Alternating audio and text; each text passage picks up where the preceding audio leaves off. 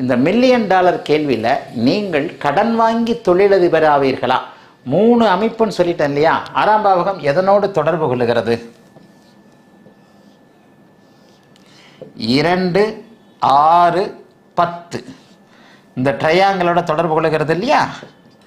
இந்த ட்ரையாங்கிளில் இந்த 2, 6, 10ஆம் இடங்களோடு நீங்கள் வைத்து பார்க்கும் பொழுது 6ஆம் இடத்தின் பலனாக வேலை செய்வீர்களா, 10ஆம் இடத்தின் பலனாக தொழில் செய்வீர்களா?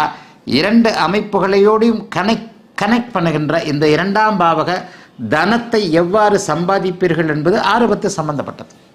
தன வீடு, வேலை செய்கின்ற வீடு, வியாபாரம் தொழில் செய்கின்ற வீடு, இதில் எது வலுவாக இருக்கிறது?